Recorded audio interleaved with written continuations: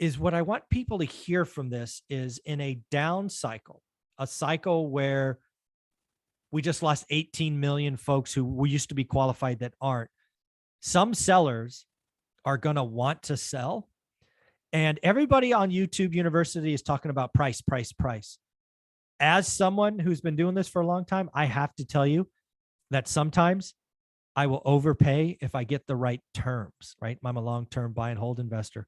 So I just want to stress, at least in my opinion, more people need to think about using terms to get amazing deals, whether that's in real estate or buying a business, than making it all about price. Is that reasonable, Greg? Yeah, in a motivated seller's market. So yeah, when you're in a motivated seller's market, you have price, terms, and you have the financing, right? You either pay cash, you finance, whatever. But yeah, I mean, terms can be way more important than price. And I've done it over and over and over. I mean, one of the companies I started years ago was a pool spa landscaping company. It was a turnkey solution for your entire outdoor experience. And we needed a facility, and we negotiated a deal from this couple on a building. It was a commercial building. They gave us 30-year terms on a commercial building because they didn't want to pay the capital gains and they wanted long-term income. Yeah. So no down payment, just took it over and just gave them a 30-year note. And, we talked about subject to, I mean, there's lease options, master leases. I mean, there's a lot of different ways to structure terms, but it's not always about price to us, but sometimes it is to the seller. So you want to have, you want to be a transaction engineer, right? You want to have creative solutions and options and dig a little deeper with people. If they can't sell, there's going to be a reason, or if they don't want to sell, there's going to be a reason. And there's just all kinds of ways to get to that and creative things you can do to provide, that win-win solution for everybody. Yeah, I love that. I've never heard that, transaction engineer. That's exactly what you need to be. And again, we talked about in video number 2, if you're going to do real estate the next 2 years, and again, I'm free to admit this, right? As I did last week, I have so much to learn. 22 years of doing this. For me, it's been price, some private money, some seller financing, but I haven't done a lease option. I haven't done subject to, I haven't done all of these other things that I think are going to be useful going forward. I want to go back to your example of a 30-year note on a commercial building. I'm going to guess you really didn't care about price, right? It's like, okay, 30-year note, fully am. What's the interest rate payment? Price was like the third or fourth most important thing. It wasn't the top, I'm guessing. No, it was, I think we negotiated that because they wanted a aggressive price. And they said, well, I can meet your price if you'd like to finance it, and it was basically payments till paid. It was a zero interest, 30-year, payments till paid. So we paid them, I don't even remember, $5,000 a month, $3,000 a month, whatever it was, for 30 years. And then that equaled their number. So there was no interest, no amortization, none of that. I've done that. And it's kind of like the old adage is that, hey, I'll give you $1 million for your house, any house, if you'll meet my terms. Exactly. So I'll give you, $500 a month for the next 40 years, if that equals $1 million or whatever it is. So yeah, a lot of times terms can overcome price, but at some point, you got to weigh the price, right? You got to look at the value. It's just what I wanted to do here is get people to really think about being, to use your term, a transaction engineer, and frankly, listening, right? I think the last 2 years, a lot of wholesalers stepped into the game, and it's all been about price and quick close. I think what's coming, probably not price, not cash and quick close. I think it's going to be a very different market. People are going to be in very different equity positions. Their mortgages potentially are going to be assets, unlike last time, which were they were toxic, truly toxic. So I think the flexibility, I think the opportunity to learn more skills is something I'm looking forward to. I have, as we said last week, things to learn, and you've helped me kind of identify some of those. Yeah. And, a lot of people will say, well, how much should I pay for a property? And my answer to that is you can pay as much as you want, as long as it meets your parameters and it works, so that's up to the individual. And what I mean by that is if you have to put a down payment down, you're going to be looking for a return on that. So what kind of return are you looking for? Or, if you're just looking for a bond play and, the property doesn't make any money, maybe it's a little negative, but it pays itself off through income over 30 years and you own the asset free and clear. That might be okay with some people, and they don't need any other return. So, you can pay as much as you want for a property as long as it meets the parameters that you're looking for. Yeah. And as we've seen, in the last couple of years, people are willing to pay a lot more for property in a competitive environment with zero interest rates effective rates of, in the twos. I mean, that's almost free. Yeah. Just like vehicles. I mean, why Yeah. are vehicles 70 to 100,000 bucks? Because you can finance them for 5 years at zero interest, and people are looking at those payments, and it's just obnoxious that car payments have gotten to $1,000 or $1,500 a month. That's just ridiculous. Yeah. So I have a couple of questions from our video last week that I want to ask, just to help me understand, also help me answer questions in the future. Some of these I know, but I just thought we would hit together. One of the comments basically said sub 2 is bank fraud, and it's right there on the California Association of Realtors standard form. Sub 2 is like, I don't know, it's on page 4 or whatever it is. I don't know how somebody could think that's bank fraud. When you hear that, do you understand what they're saying? Maybe I don't. Well, they're just uninformed. So the number one, they don't know what the definition of bank fraud is, and number two, they don't know what, real estate law and rules are and ownership. So when you get a mortgage, you take title to the property, you own the property. The bank is lending you the money to buy the property. It's your property. You can do whatever you want with it, but there are covenants in the loan that says if you transfer title, you got to pay it off. Right. So I think what that individual was saying, and some people said, well, you can't transfer the title. That's illegal. It's bank fraud, whatever. It's not illegal. It's totally legal. It's your property. You can do whatever you want, but there is a mortgage attached to it that says it needs to be paid off. So what bank fraud is, it's defrauding the bank to get the funds. You can't commit bank fraud after you've gotten a loan. You commit bank fraud before you get the loan. The only recourse the bank has after the loan, once they've lent you the money, if there was no fraud to obtain the loan. So again, bank fraud happens to obtain a loan, not after the loan. What happens is if you do something after the loan that violates the covenants, the terms of your loan and agreement, well, then they can foreclose. So they can call the loan. They can call the loan due. They have to declare in default. There's a process. Then they can foreclose. So that's not bank fraud. That's just a covenant. The agreement. The agreement says it's got to be paid off. So once you transfer title, it can trigger the due on sale clause, but I haven't seen it happen yet. Yeah. But it can.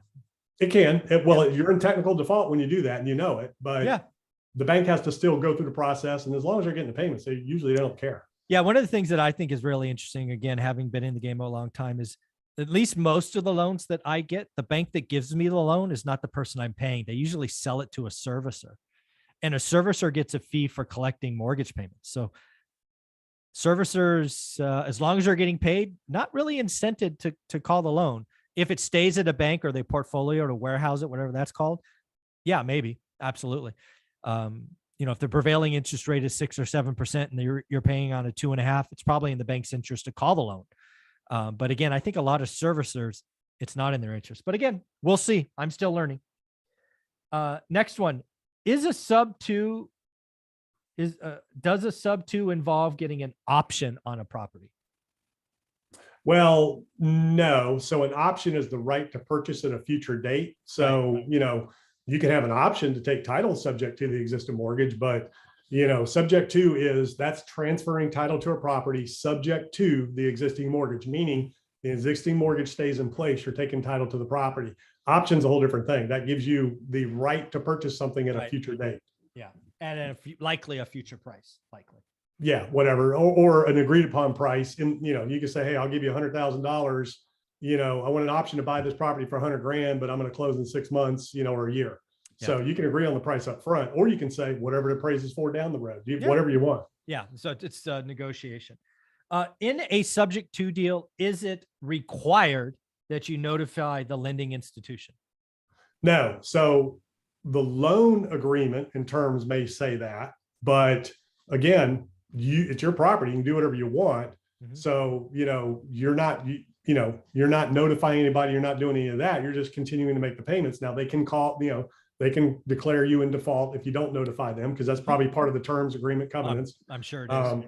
Yeah. So the loan says that, but the whole point of the subject to is you're taking the property, title to the property subject to the existing loan, which stays in place with the seller. So one of the questions we get about is, let's assume this goes through subject to, what protections because the loan stays in the previous owner's name. What protections do they have that you're paying the bills? They don't. So, that's the risk they're taking, is that you won't and you'll default.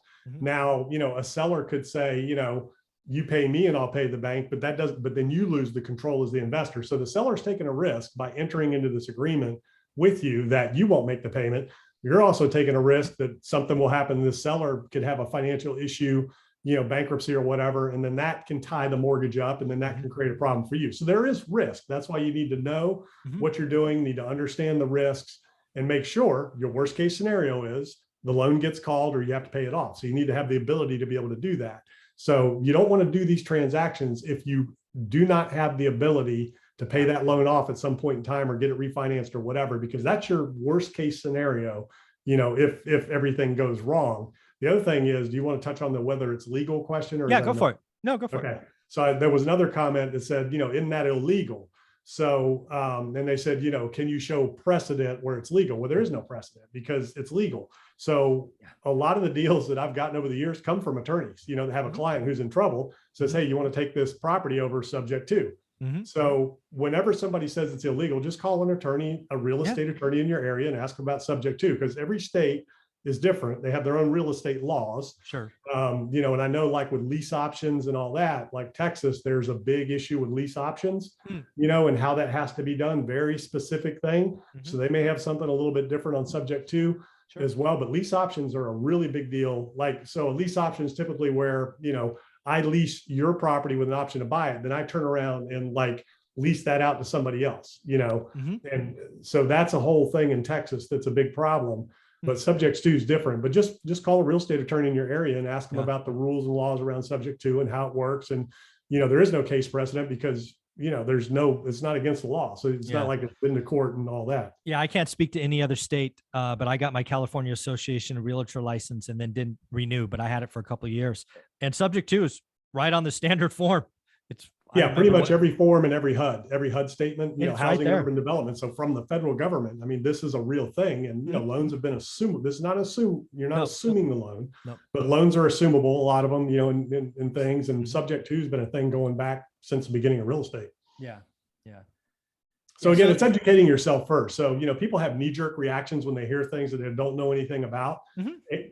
This is not new. There's nothing new under the sun in real estate. All of these different shiny package bells and whistles that people put on their little, new technique or astro flipping or these stupid things that you see out there. This is stuff that's been going on for, as long as real estate's been a thing in this country, that people are just repackaging, put a little bow on and trying to sell some little system. It's, there's no new way to do real estate. You can be as creative as you want. Pretty much everything's already been done before you ever heard about it. So just go ask an attorney and just research it to make sure it's legal in your state and what the rules are. What are the rules? Parameters in your state? Just like wholesaling. People will say wholesaling is illegal. It's not. Wholesaling is not illegal, because what wholesaling is you having a contract for something, and then you're assigning that contract to an end buyer for a fee. So that's what people call wholesaling. It's just an assignment. And, once you have a contract for something, with a seller, well, you've got equitable, title to that property, equitable interest in that property. Again, different states have different rules and laws about contracts, but, there is no state where that is illegal. What states are doing now is they're, trying to require a real estate license if you do so many of those and those types of things. But if that were challenged, it wouldn't hold up, because you're dealing with, real estate property rights, and you can't deny somebody the right once you enter into a contract to assign that contract. That's all you're doing. What the issue is with people listing those properties for sale like they're the owner or something. Yeah, there's really what this conversation is really about is, as I said last week, and I mentioned many times, I need to skill up in areas around terms. I have historically done seller finance deals where they owned it free and clear, kind of straight up, first trust deed, standard, rather simple, but very rewarding deals. I do now plan to do 50-40-10s where the seller actually gets a second. And I think there's going to be opportunities with what might be a foreclosure or pre-foreclosure opportunities next year as the economy slows down. And I think this is something I just got to figure out. Never done one, not pretending like I have, but it's something I'm definitely looking into. So again, terms. We have to understand. And so the other question is, why would a seller even want to do that anyways? Generally, it's because they can't sell. So Yeah. it's motivated sellers that can't sell it. Why can't they sell? Either the property needs repairs and it's just a bad property, nobody wants it, or it could be, no equity. You just never know. So this is generally, these creative things are generally when, you have motivated sellers that are otherwise not able to sell their property. Yeah. And again, I think we're going to see a broken housing market for a couple of years where transactions are way off, which means motivated sellers will be easier to find, right? Because I still think the perfect properties sell because there will be FHA and VA buyers. But most properties, Greg, as you know, aren't perfect. There's hair on them. And FHA and VA buyers, stuff. Yeah, and like you said, price. So if you got a seller who paid $1 million at the top of the market, but they got a 2% interest payment, mortgage, well, they can't sell for $1 million now. The house is worth $750. You don't want to pay $1 million. But when you look at that payment, you're like, well, wait a minute, I can do that. Yeah. Take it over. Exactly. I think a lot of opportunities come in. Again, it takes, as we said, you have to build competence, right? You have to focus, build confidence. I have areas to improve on. Any closing thoughts on where people can find you? Yeah. So the takeaway from this is always be curious. If you hear something that you're like, well, it doesn't sound right, be curious. Okay, well, people are doing this. So how does this work? Yeah. What's going on? Or, if it's too good to be true, be curious, ask deeper questions. That's where you often find the things that, we just don't know what we don't know. Mm-hmm. And, that's where the opportunities are. The biggest opportunities are out there in what you don't know. Agreed. And, and what you think to be true, that's not. Those are where your biggest roadblocks can be. So be curious, ask deeper questions. If you're hearing something that other people are doing and it doesn't make sense, dig into it and learn about it because it could be an opportunity for you. So, gregdickerson.com. That's where all my info is. Thanks, buddy. I appreciate you.